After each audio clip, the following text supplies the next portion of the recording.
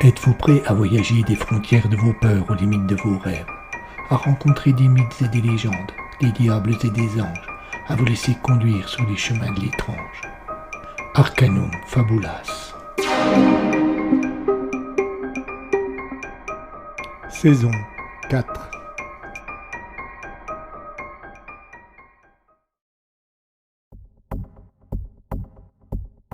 On raconte, dans une ancienne légende, qu'au moment où la mort croise notre destinée, elle est précédée par des chanteuses dont le rôle est de nous envoûter pour que nous acceptions sans peur et sans réticence de nous laisser tirer hors de la vie. Ces chants presque magiques que nous entendons au moment fatal permettent à la mort d'approcher sans que nous la remarquions.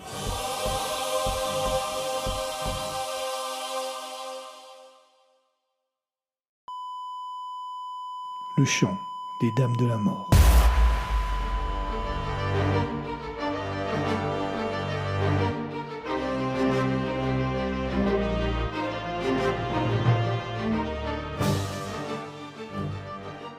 Épisode 16. Le train de Wolfenberg, partie 6.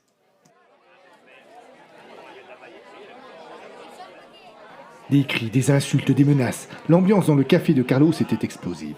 Les hommes, réunis autour du bourgmestre, se laissaient aller à enflammer leur haine et les faits rapportés par Vlad constituaient un excellent combustible. « Finissons-en !» criaient les uns. « À mort !» hurlaient les autres. « Salopards !» sifflaient les derniers. Dans un coin, le Français contemplait la scène avec inquiétude.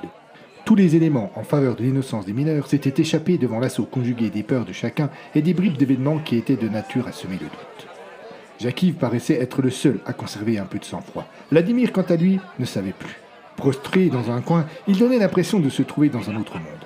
« Le temps ne va pas s'améliorer, » expliqua Carlos. « Avec la nuit, le vent et la neige, l'attaque de la mine risque de ne pas être une partie de plaisir. »« Au contraire, » répondit Romain, « faisons du mauvais temps notre allié. Ils ne nous verront pas arriver, et comme nous connaissons mieux les alentours qu'eux... »« C'est exact. Voilà mon plan, » conclut René. Le Français ne voulut pas être témoin de ce qui s'y préparait. Il s'éclipsa donc et se trouva bientôt en tête-à-tête avec la tempête. Trouvant un petit abri à l'arrière d'une maison, il s'y installa, cherchant à oublier. Les deux ombres apparurent bientôt, sortant du bois qu'il apercevait de là où il se trouvait. D'abord incertaine, il reconnut bientôt la silhouette d'Agathe et de son frère Alain. Le couple passa une dizaine de mètres de lui sans le voir. Jacques-Yves se dressa et les interpella. « Que faites-vous là » demanda-t-il. Nous sommes retournés à la ferme, répondit la jeune femme. « Récupérer quelques affaires. »« Avec ce temps et ceux qui rôdent autour de nous ?»« Or, visiblement, nos amis villageois semblent avoir trouvé ce qui nous menaçait. »« Oui, mais peut-être qu'ils se trompent. » Le Français marqua une pause et hésita avant de poursuivre. « Je ne tiens pas à ce qu'il vous arrive quelque chose et je... » Il se coupa et rougit. « Je suis là, il n'y a rien eu, alors. » Jacques-Yves sourit et les accompagna jusqu'à la chambre qu'ils occupaient à l'hôtel. Debout devant la porte, le Français hésita à entrer. Alain s'était déjà laissé tomber sur le lit. Agathe se retourna et lui adressa un sourire. « Viens, » murmura-t-elle comme une invitation. « Je n'ai pas envie d'être seul pour l'instant. »« Alain est là, » répondit Jacques-Yves. « Oui, mais j'ai envie de parler. » Le Français ferma la porte et s'appuya contre, comme s'il hésitait à faire un pas de plus dans la pièce. Agathe s'installa sur la seule chaise présente. Il y eut un instant de silence, puis un ronflement. Alain s'était endormi. Tous deux sourirent. « C'est plutôt étrange comme situation, » murmura la jeune femme. « Oui, » répondit l'ancien soldat, encore plus doucement, « mais cela me rappelle quelque chose. » La conversation enfin engagée se poursuivit à voix basse pendant plus d'une heure. Agathe demeura sur sa chaise, Jacques-Yves appuyé contre la porte. Dehors, l'après-midi touchait à sa fin. La tempête qui continuait à hurler se faisait rattraper par la nuit. Pendant ce trop court laps de temps, tous deux oublièrent totalement la situation inquiétante dans laquelle ils se trouvaient. Mais au détour d'une phrase, la réalité du moment s'imposa de nouveau à eux. « Je vais aller voir ce qui se passe là-bas, » dit alors le Français, en retrouvant ses préoccupations et ses inquiétudes. Agathe se leva également pour l'accompagner, mais comme ils franchissaient tous les deux la porte, la main de la jeune femme frôla sans doute par accident celle du déserteur. Ce dernier s'immobilisa. La ligne, qui jusqu'alors n'avait jamais été franchie entre eux, vola en éclats. C'est cependant avec encore un brin d'hésitation qu'ils s'embrassèrent.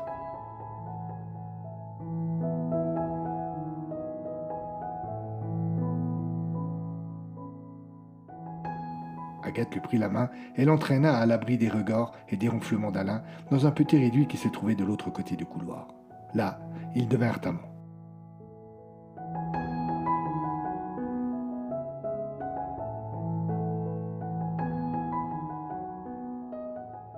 Plus tard, Agathe se pencha sur lui. « Je vais aller voir Alain un instant, murmura-t-elle. « Il ne peut pas se passer de toi ?» Elle eut un sourire tendre et plein de chaleur. « Tu sais bien que non. Tu sais que je devais toujours être là pour lui. Et pour moi ?» Elle l'embrassa tendrement avant d'affirmer qu'elle serait là pour lui aussi. Puis elle se leva et avant de disparaître par la porte, se retourna. « Ne bouge surtout pas. Je serai là dans 1 heure, tout au plus. »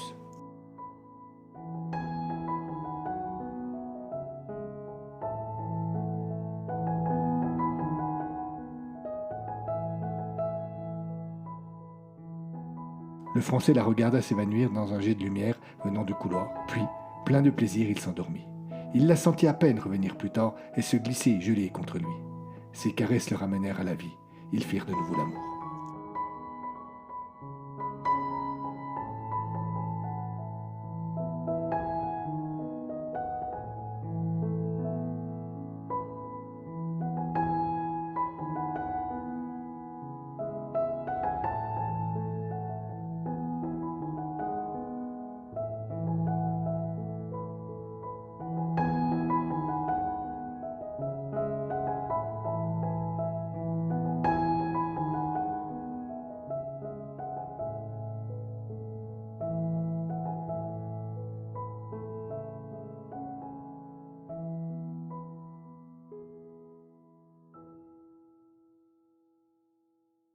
Il était un peu plus de 18 heures. La nuit s'était installée en voisine de la tempête. Dans le café de Carlos, l'excitation avait fait place à l'angoisse et à la tension. Une grande partie des hommes du village étaient là, armes au poing, attendant le signal de Véronnet pour se mettre en route.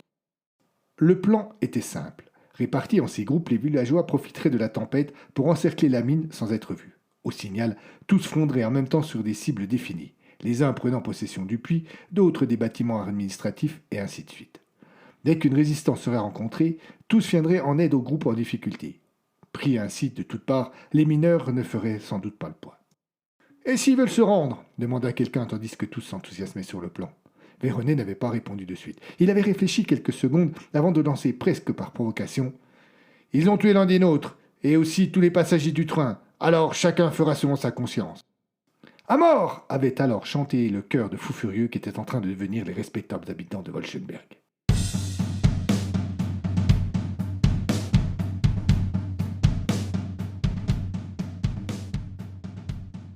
2 heures plus tard, au moment du départ, l'excitation était moindre, mais la volonté intacte.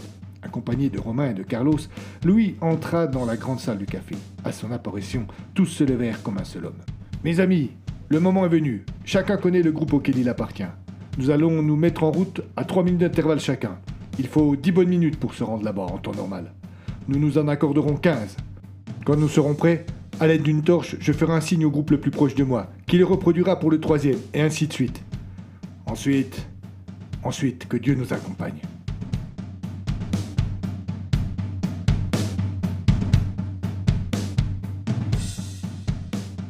Louis Véronnet fit un signe au chef du premier groupe qui se retourna vers les hommes qui lui avaient été attribués.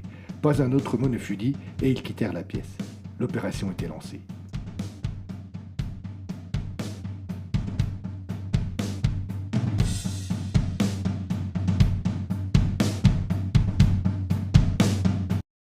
C'est un silence total qui s'installa dans le café, entrecoupé de rares soupirs, de quelques raclements de gorge ou de légers toussotements.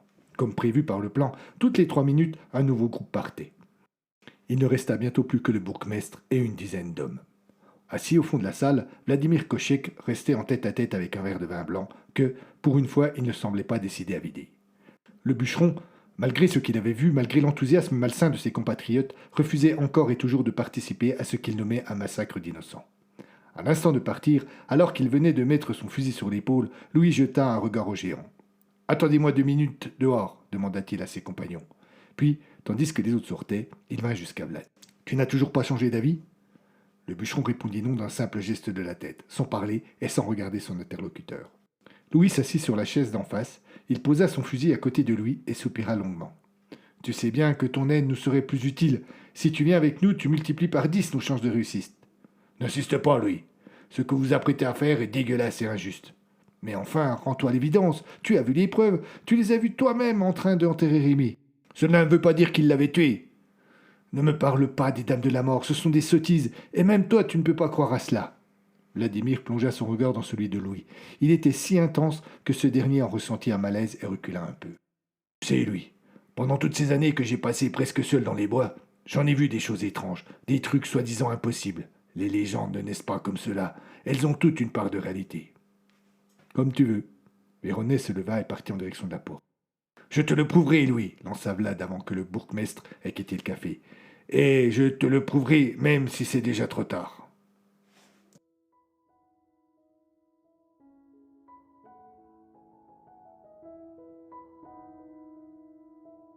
L'endroit était étroit. À peine la place de s'allonger sur quelques vieux sacs à patates vides qui semblaient avoir été posés là tout exprès. Le réduit, borgne et cerné d'étagères presque vides était pourtant devenu le plus agréable bout de terre qui soit. La tête posée sur l'épaule de son amant, Agathe lui caressait doucement le buste. Lui descendait doucement sa main le long de son dos. Il soupira. « Quelque chose ne va pas ?» demanda la jeune femme. « Non, non, tout va bien, je t'assure. » Elle s'arracha de son emprise et se redressa sur ses bras. « T'es sûr ? Tu me sembles inquiet d'un seul coup. » « J'ai peur de ce que vont faire les villageois. »« Tu ferais mieux de ne pas t'en occuper. Tu n'y peux rien, les dés sont jetés. » Elle avait parlé de manière détachée, la conscience ailleurs, et cela intrigua son compagnon. « C'est étrange ton détachement. Tu es des leurs après tout, et j'ai l'impression que leur destin te laisse indifférente. »« Des leurs ?» sourit Agathe. « Ils nous ont toujours rejetés, ma famille et moi. Sorcières de mère en fille, disait-il. Ils nous crachaient dessus, gardant l'hypocrisie de venir nous voir lorsqu'ils étaient malades parce que nos décoctions à base de plantes leur faisaient du bien. La première fois que j'ai entendu parler de toi, c'était par Carlos. J'avais mal au ventre depuis plusieurs jours et il m'a conseillé de venir te voir en me vantant tes qualités de guérisseuse. Tu vois, tout le monde ne semble pas penser du mal de toi. »« La première fois que tu as entendu parler de moi, peut-être. Mais la deuxième, la troisième, et le soir quand tout le monde est ivre. Depuis une génération, ils se sont parés d'un visage d'être civilisé, mais leur haine est toujours la même. » Jacques-Yves ne répondit pas. Il ne pouvait nier qu'Agathe et sa famille n'avaient pas bonne réputation au village, et c'est peut-être un peu ce qui l'avait poussé à les connaître mieux. « Puis, poursuivit la jeune femme, il y a ce qu'ils ont fait à mon frère. Personne n'a jamais payé. Les mineurs qui étaient là sont repartis sans être inquiétés. Les villageois se sont persuadés que ce n'était qu'un accident dans lequel ils n'avaient rien à voir. Mais mon frère, lui, gardera les blessures de cette nuit toute sa vie. » « Je comprends, » dit le Français en se relevant et en attrapant sa chemise qui était posée sur le sol. « Que fais-tu ?»« Je vais quand même voir où ils en sont. » Agathe se dressa d'un bond. « Non, je t'en prie, ne me quitte pas. Laisse la nuit et la tempête s'occuper d'eux. Reste avec moi. » Elle l'embrassa longuement. Il hésita, et puis leurs regards se croisèrent et il se laissa convaincre.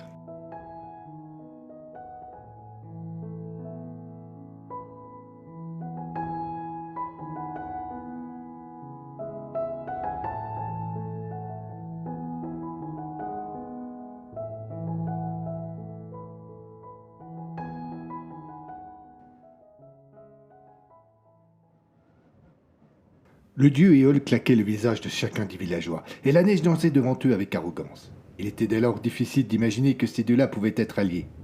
Lorsque le premier groupe atteignit son objectif, plus d'un homme était déjà découragé, et les véhéments chants de colère qui avaient animé le café de Carlos quelques heures plus tôt semblaient désormais bien loin.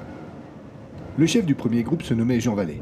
C'était un solide gaillard d'une trentaine d'années qui avait une toute petite voix aiguë bien mal accouplée à son physique, mais qui ne l'empêchait nullement de s'affirmer en société. Il fit signe à ses hommes de se mettre à couvert et lui s'approcha encore de la mine.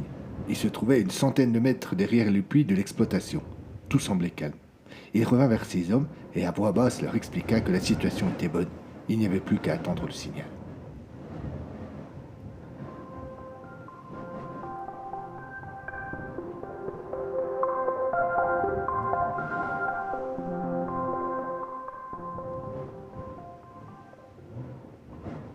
Le second groupe dirigé par Carlos prit position à l'abri des bois, juste en face du bâtiment commun. Ce dernier semblait vide, mais il n'en était pas de même pour les deux autres baraques qu'il distinguait un peu plus loin. Deux hommes prirent position, l'un pour surveiller la mine, l'autre attendant le signal. Le reste du groupe, assis en rond sur de grosses pierres, commença une longue attente.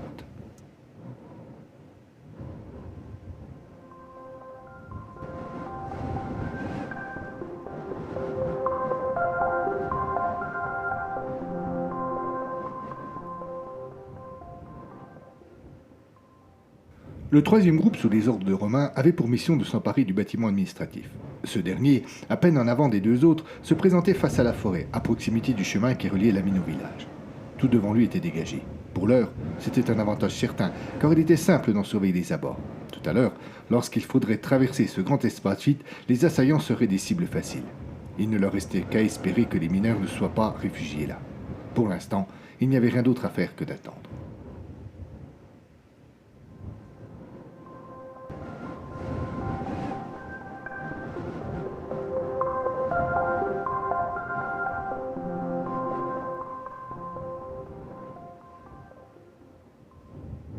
Yvan ne sentait plus ses pieds. Ses chaussures étaient usées et la neige venait chatouiller ses orteils et mouiller ses chaussettes.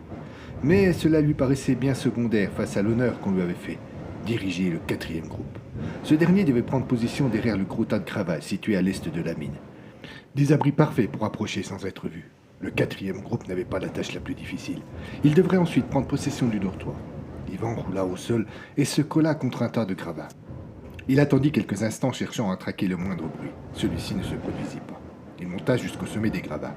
Devant lui, le dortoir sans la moindre trace de vie. À sa gauche, émergeant à peine de l'obscurité, le puits. À sa droite, le chemin qui menait au village. Il redescendit et fit signe à ses compagnons restés à l'abri de la forêt de le rejoindre. « D'où viendra le signal » demanda l'un d'eux. « De là-bas » répondit Yvan en désignant la direction du village. « Bien » reprit l'autre, « nous n'avons plus qu'à attendre. »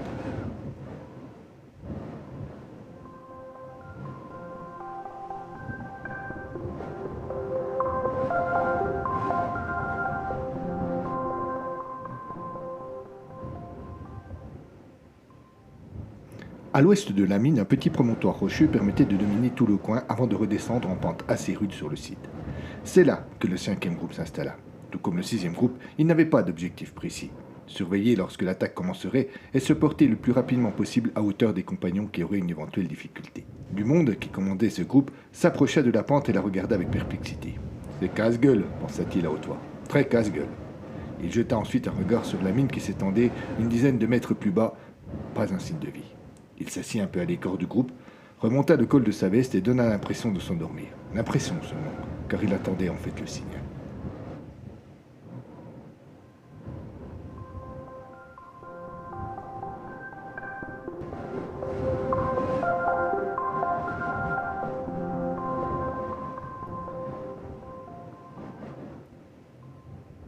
Louis Véronnet arrivait avec son groupe par le chemin normal qui reliait la mine au village. Ils ne franchirent pas le dernier coude et demeurèrent à l'abri des regards indiscrets. « On passe par le bois maintenant » chuchota le premier magistrat de Wolchenberg. Comme un seul homme, tout le monde quitta la route, et c'est avec plus de difficulté qu'ils avancèrent alors. Entre les arbres, ils devinèrent bientôt les ombres que formaient les baraques de la mine. Louis fit signe de stopper. Il se tourna vers un de ses hommes. « Tout le monde est là ?»« Oui, répondit l'autre sans aucune grâce. « Bien, on prend 5 minutes de repos. » Le temps s'écoula rapidement, trop rapidement d'ailleurs, au goût de chacun. Louis consulta sa montre à gousset. Il le fit avec peine à cause de l'obscurité. « C'est l'heure, dit-il. Allumez les torches et faites le signal. »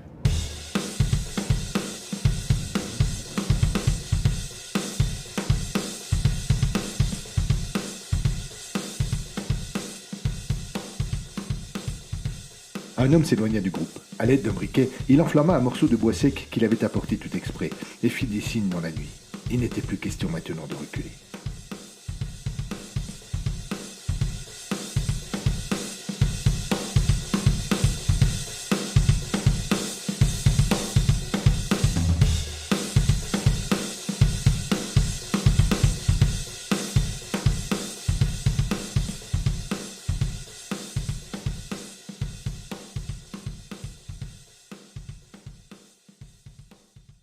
Vladimir Kochek ne resta pas longtemps en tête-à-tête avec son verre de vin. Le café de Carlos fit bientôt arriver 2, puis 3, puis une dizaine de femmes qui, connaissant les plans de leur époux, témoignaient d'une inquiétude sans borne. Cédant à l'habitude qui était née dans le village quelques jours plus tôt, elles venaient là pour conjuguer leur peur au pluriel et éviter d'affronter seules une insupportable attente. Assises en surnombre autour d'une seule table, elles chuchotaient comme si elles craignaient d'être entendues. Elle se sentait impuissante face aux événements. Les hommes du village avaient pris les choses en main et elle n'avait pu que suivre. Dans leur groupe, les opinions étaient davantage partagées sur ce qu'il était convenu de faire, mais un argument faisait pencher la majorité en faveur de l'affrontement. C'était le sort de Rémi. À l'évocation de ce nom, les plus pacifistes se turent, car les plus bellicistes avaient là un élément qui ne supportait aucune discussion. Vlad se sentit responsable de la victoire du camp de la guerre. C'était lui qui avait rapporté au village le sort du malheureux éclaireur. Mais ce qu'il avait vu ne prouvait en rien que Saulnier et ses hommes avaient tué Rémy, et pourtant c'était la conclusion que tous avaient fait. Le bûcheron s'éclipsa discrètement. Il ne voulait pas revivre avec les femmes ce qu'il avait connu avec les hommes quelques heures plus tôt. Il préféra donc la compagnie de la nuit et de la tempête. Seul, dans les rues du village, il laissa au hasard le soin de le guider. Oublié quelques instants, laisser partir bien loin ses craintes en espérant seulement qu'au retour, elles ne seraient pas pires.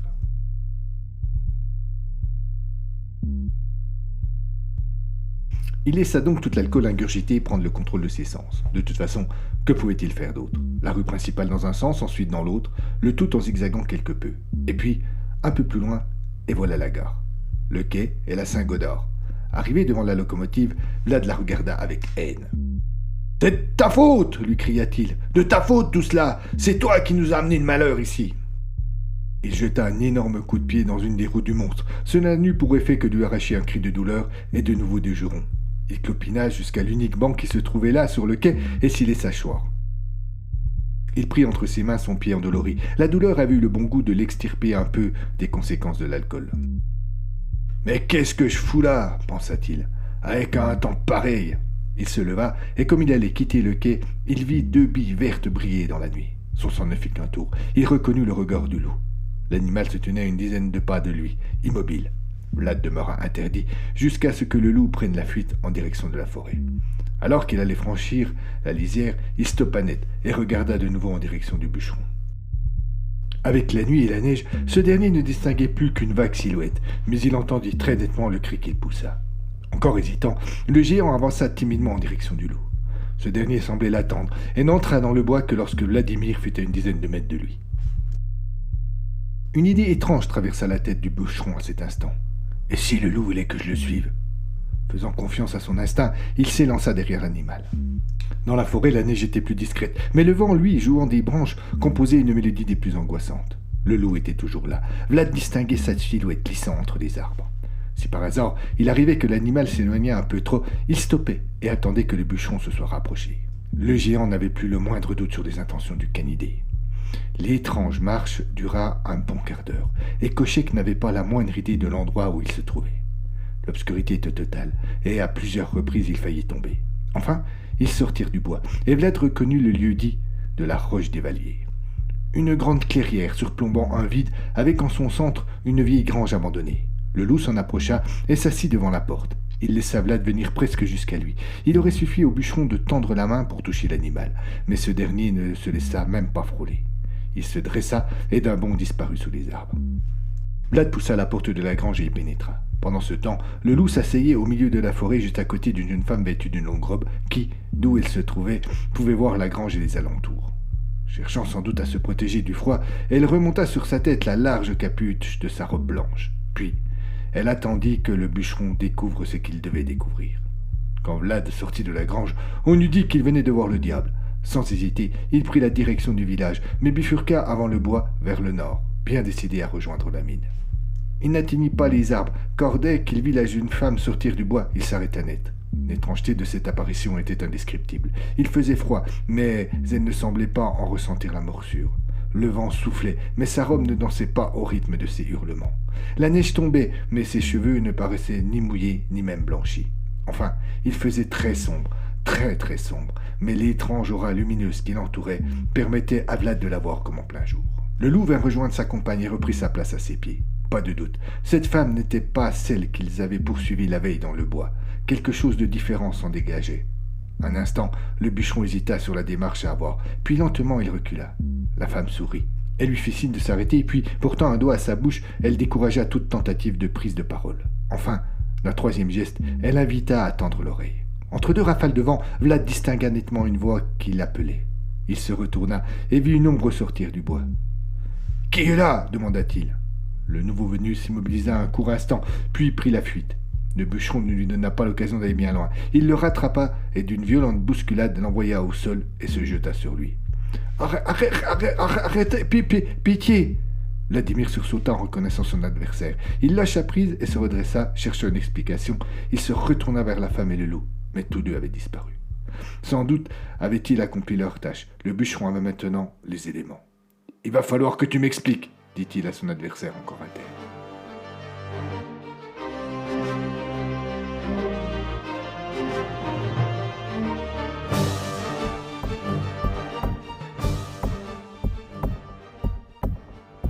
À suivre.